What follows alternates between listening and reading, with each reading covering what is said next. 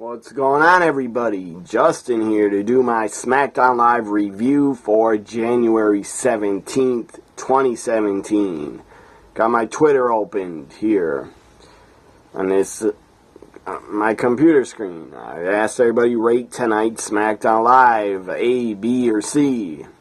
So far, 50% said it was an A, 50% said it was a B. Now it just went up. 63% thought it was an A. 36% gave it a B. And nobody so far has voted that it was a C show. In my opinion, it was an A show. Or about a B plus, at least. So here we go. It really helps that SmackDown's only 2 hours. That really helps, because the 2 hours just fly by really quick. Here we go with my SmackDown Live review for January 17th, 2017. Shane McMahon, Shane O'Mac, kicks off SmackDown Live. I didn't expect to see him show up at all. And he kicked off SmackDown Live. The commissioner, Shane McMahon, comes out, gets a huge pop. Great reaction. Then he brings up, I believe before AJ came out, Shane brings up that before WrestleMania, we are going to have a speed bump, or whatever you call it, a roadblock before WrestleMania. And the roadblock is not going to be another roadblock pay-per-view. Don't worry. No more roadblocks. Hopefully in 2017 we don't have any roadblocks, because that is an awful name for a pay-per-view.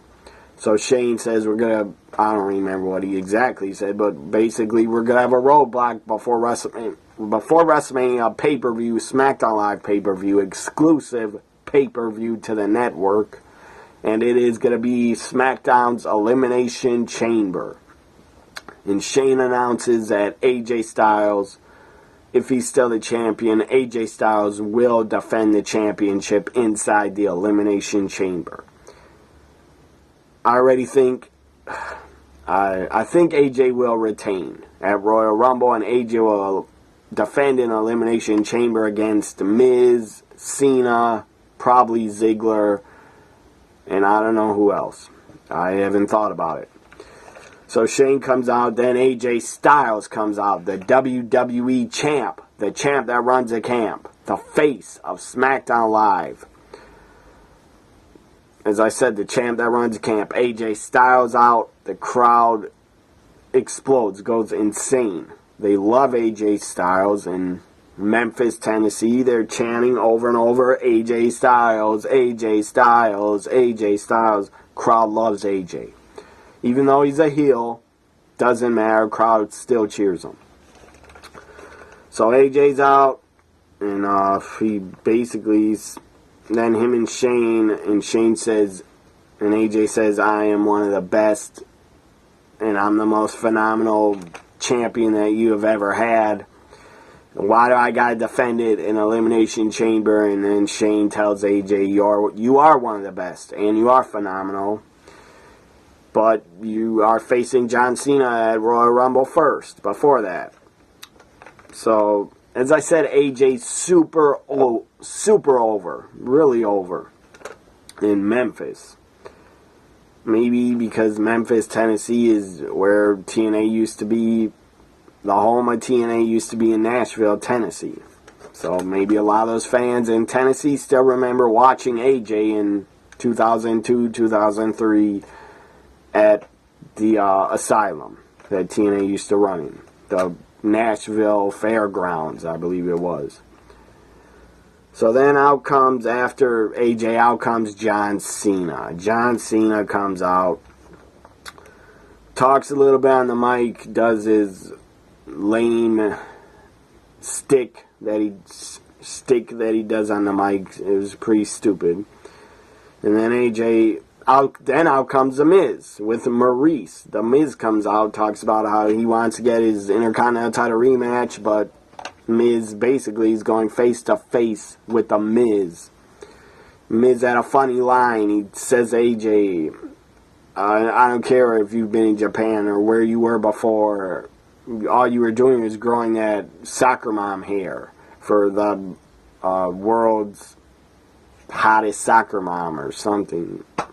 I guess he's trying to link up the world's next top model with saying that you're the world's next top soccer mom. That was a pretty funny line by The Miz. Miz has been great the past like 4 to 6 months. The Miz has been fantastic on the microphone, and he's been a damn good Intercontinental champ. Miz definitely, the guy has reinvented himself and definitely got the fans way more interested in his character. So then it's Cena, AJ, and Miz in the ring, and then Shane McMahon says, well, tonight it's going to be Miz and AJ, and you two are going to get to fight it out. So then up next, before Miz AJ, we had a backstage interview with Dean Ambrose. Backstage with Shane McMahon, Dean Ambrose says, I need to get a new belt because this one smells like, I forget what he said, but he said the Intercontinental title smells like, I don't know, perfume cologne because it was with The Miz and stuff like that. Then Shane goes, you're fine, you're not getting a new title, basically.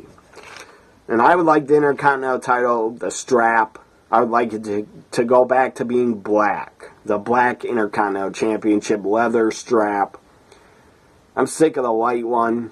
It's been around too long. They need to go back to the black Intercontinental title. The black strap, leather strap. That looks better than the white, in my opinion. So I hope they go back to the old style of the Intercontinental title, where it used to be black. Now, to the match, The Miz and AJ, pretty good match. Cena was on commentary. I did not enjoy that. But Miz and AJ delivered. They had a good match. It ends in a DQ. And then Cena gets involved. AJ, Cena, Miz, they all get involved with each other. And Cena hits a AA to The Miz. And then AJ gets in the ring. Tried to hit a phenomenal forearm. He missed. Then AJ gets picked up and hit with a AA by Cena. So now we go to Nikki Bella coming out. Nikki Bella comes out, does a promo saying, Natty, get out here right now. Come face me. Or, I knew you were a coward, but get out here right now.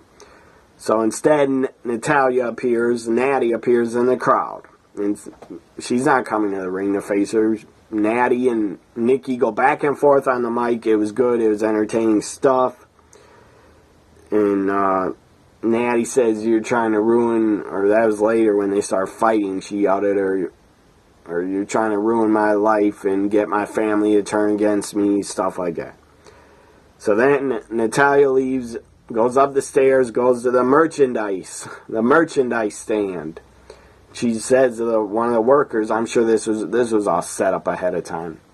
She goes, where's my merchandise? All I see is Nikki Bella merchandise. Oh, look, there's John Cena merchandise next to Nikki Bella's.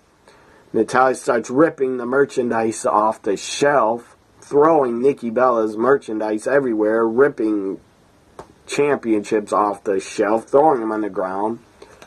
They're probably those cheap, the plastic replica belts. I doubt it was a real one because those are like close to $400. I doubt she'd rip a real one off, but maybe it was a real replica. So then she's still by the merchandise stand. Nikki gets fed up, goes up the stairs to follow her. Then Nikki Bella appears, runs at Natalya, jumps on her. They both go crashing through a table. Then they start brawling and fighting it out in the merchandise stand. That was good shit. I enjoyed that segment. And by the way, Natalya, when she first came up to the stand, she goes, where's my merchandise? Why don't I have a shirt? And I agree. WWE, please put out some Natalya merchandise. I'd buy a shirt of hers. I mean, if it's a cool design, I'd buy a Natalya shirt. For sure I would. Again, Natalya is the only wrestler that follows me on Twitter. And I really, really appreciate that. That's really awesome she follows me. So, that was a good segment. I enjoyed Nikki and Natalya fighting it out again. Then we go backstage having Alexa Bliss promo talking about how she's going to win in the cage match tonight. Then next, we had the video package of the first Hall of Famer, the first guy going into the Hall of Fame. He will be headlining the Hall of Fame in 2017.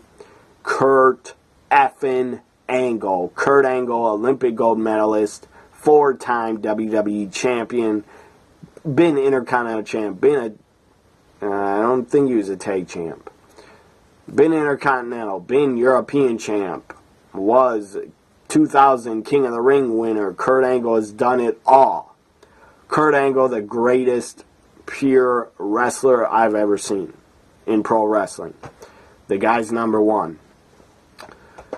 I mean, to go from amateur wrestling to win an Olympic gold medal into pro wrestling and to just be one of the most natural, gifted, naturally gifted talents that I've ever seen in pro wrestling is Kurt Angle.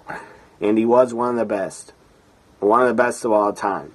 His WWE run was only about 6 or 7 years, or I think 6 years. Maybe close to 7 years, but his WWE run was great. He was entertaining, he's very funny, and he had great 5-star matches also. And he could also talk on the mic. So that was great to see the Kurt Angle video package. Well deserved. Kurt Angle, the guy, Kurt Angle's a Hall of Famer, no doubt about it. Kurt Angle, one of the best wrestlers I've ever seen. I'm talking pure wrestlers. Not only one of the best amateurs, because he won an Olympic gold medal, and he won it with a broken freaking neck, by the way. That's insane. I don't know how he won the gold medal when he had a broken neck, but he did it, because he's a freak. Freak athlete. I mean, Kurt Angle's done it all. So I'm very, very happy Kurt Angle's going into the Hall of Fame. It's about damn time that it's true. It's damn true. So up next we had Dean Ambrose against Randy Orton. Dean Ambrose, Randy Orton. This was pretty good. Wasn't great, but it was good. Luke Harper at the end. Dean Ambrose wins. Luke Harper gets involved. Luke and Randy again going face to face like they want to start fighting. Bray gets in the middle of them. Again, Bray's in the middle. I believe Bray got pushed out of the way, and bam, Randy punches Luke Harper in the face. He's pissed. Luke Harper is pissed. He wanted Randy Orton. And the crowd then starts chanting very loudly, RKO, RKO. They wanted to see an RKO out of nowhere. My guess, Randy Orton is going to turn. He's going to at least RKO Luke Harper in the Rumble, probably throw out Luke Harper. Maybe Bray and Randy will work together and get rid of Luke Harper. I could see that happening. Where Randy and Bray Wyatt kick out Luke Harper and get rid of him out of the Wyatts. Or maybe Randy will just turn babyface on both of them. I don't know. But I think Randy and Bray are going to turn on Luke Harper eventually, at least in the Rumble. So then up next after Randy, Dean, where Dean Ambrose won, by the way. Becky Lynch with a promo backstage. That was good to hear from Becky. Because earlier we heard from Alexa backstage. Now we have the King's Court segment. Jerry the King Lawler, Hall of Famer, Memphis wrestling legend, WWE Hall of Famer. Again, the guy was in WWE for a long time, 93 to 2016. And then they released him from his contract, but he's still under, I believe he's under a Legends contract. Where he's still getting paid, I believe, and he can still make a lot of appearances on TV if they want him to. Or if they just ask him to. So Jerry Lawler back with a King's Court in his hometown of Memphis, Tennessee. He even had his old crown. He had his old crown on. The blue crown with the blue King's cape. Whatever you want to call it. It was a cape. or a robe. I don't know what you want to call it. So Lawler did have his old wrestling gear on. That was kind of weird, but it was good to see. Good to see Lawler back. At least they should have him keep doing his King's Court interview segment. Keep having him do that on SmackDowns. Don't have him start trying to be a host of a pre-show or a post-show. Don't have him do that. Just have him interview wrestlers. He's good at that. And the crowd is chanting, Jerry, Jerry, Jerry. In the beginning, I thought Lawler should have turned heel on the crowd, on the hometown fans. He should have turned heel and started ripping them to shreds. And he could have even went outside the ring, started looking at the crowd, started picking out fans and making fun of them like he used to do in 96. In 95, he used to rip the fans in the crowd. That was good, funny shit. That was great heel, classic heel Lawler. Tonight he wasn't a heel. But I wanted to see him be a heel again. Because he sucks as a babyface. He's just boring as hell. King's Court with his guest, Dolph Ziggler. Dolph has snapped, people. Dolph Ziggler has gone bye-bye. The old Dolph is gone. The old Dolph and I'm glad the old Dolph is gone, because all he did was lose. He did have one Intercontinental title run, big deal. The old Dolph, the heel Ziggler, that's what I want to see again. And that's what I think we are getting again. Because he attacked Kalisto, laid him out, attacked Apollo Crews, laid him out. Lawler was asking Dolph questions, and Dolph would not talk. This was great. Great heel Ziggler. He would not speak. And then he finally spoke, and it was creepy. Ziggler's voice changed, and he was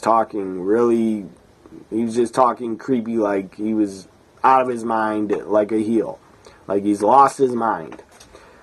So Ziggler then says, I'm going to show you some footage, and I guess it's Ziggler dropping elbows on Lawler back in 2010, I think. And then Ziggler says on the mic, do you want me to, I did cause you a heart attack, and I can do it again or something. And then Dolph says to him, I will finish what I started if you keep asking me these dumb questions. So then Ziggler knocks down Lawler, I believe with a punch, or he hit him with the microphone. Lawler goes down. Down goes Lawler in his hometown. And the Lawler's fallen and he can't get up. And then Ziggler leaves the ring, and JBL, for some reason, JBL decides to get in the ring and check on Lawler. I don't know why JBL decided I have to get in the ring and check on Lawler. He was fine. But maybe I don't know what they're doing. Maybe they're going to involve JBL in the Dolph Lawler storyline. I don't know. So JBL gets in the ring. Lawler is down, and then Lawler gets up and he grabs the ropes. He's looking at Ziggler. Ziggler leaves. Doesn't even look back. Ziggler just leaves like, I don't give a fuck about you, old man. I'm leaving. So then Lawler's screaming at him. Camera goes on Lawler. He's screaming, Ziggler! Ziggler! Ziggler! Screaming Ziggler, Ziggler. So that means Lawler wants revenge, and Lawler wants a match with Dolph Ziggler. I guarantee you, people, it will happen. I guarantee you it's going to happen. Unless they just totally ignore, like the next couple weeks, they might just totally ignore what Ziggler did to Lawler. But I don't think they will. But maybe they will. So Lawler's screaming Ziggler that he wants Ziggler come back here, turn around, be a man, get in the ring, come face me. My guess, I put out a tweet on Twitter, said Ziggler is going to take on Lawler probably at the Royal Rumble on the kickoff. But maybe I'm dead wrong. But I don't know. I feel Lawler's going to have one more match, probably against Ziggler on a future SmackDown at least. Probably not on a kickoff of a pay-per-view, but probably on a SmackDown. So up next, after the King's Court, we had Becky Lynch, the challenger, challenging Alexa Bliss for the SmackDown Live Women's Championship in the steel cage. First steel cage match since November 2003 on Monday Night Raw, where it was Lita versus Victoria.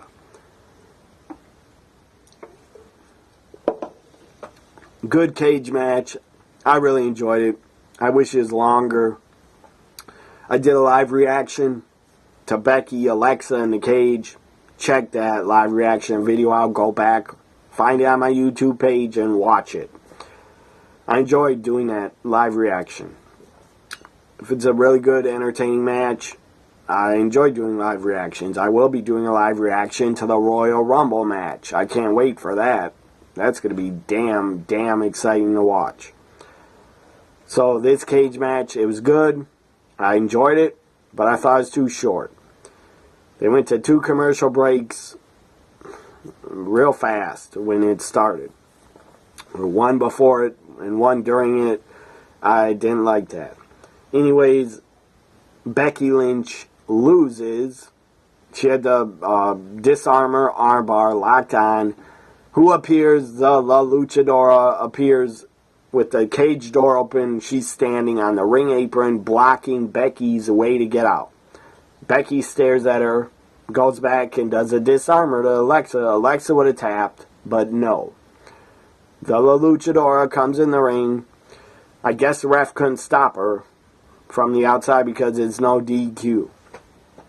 La Luchadora gets in. Becky has a disarmer on. Spin kick to Becky. She's knocked out from the spin kick. When I saw that spin kick, I knew who it was. I knew who it was because she used to always do that.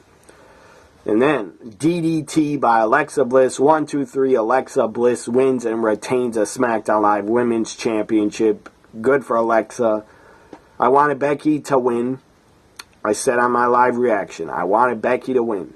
But I'm happy Alexa retained. Good for her. Alexa probably should have retained. I do think Alexa should have retained, and she did. That's good. Now we'll probably see a Becky-Mickie James feud, and they could even have a match at the Royal Rumble kickoff. That'd be damn entertaining. See Becky versus Mickie. So Alexa's still the champ. Good main event. Good women's steel cage match. And Becky started fighting them off after the match. Becky pulled the mask off, and it was Mickie James. That was damn exciting. I thought it was Mickie. When I saw that spin kick, I knew it was Mickie. And when she pulled her mask off, I was damn happy to see it was Mickie James. Welcome back, Mickie James. Welcome back to WWE. Mickey's going to be a part of the SmackDown Live Women's Division now. That's great. She still looks great. And I'm happy she's back. I wish Becky could have won. But I'm okay that Alexa retained. I'm cool with it. Hope you enjoyed this SmackDown Live January 17th, 2017 review. Let me check on my SmackDown Live poll one more time before I go. One more time. 55% gave SmackDown Live a A. 39% gave it a B. 6% gave it a C. Again, rate tonight's SmackDown Live. 55% gave it a A. 39% gave it a B, and 6% gave it a C. Hope you enjoyed this review. Follow me on Twitter at WWE NXT Guy. I have another Twitter account. If you don't know what it is, well, try to figure it out.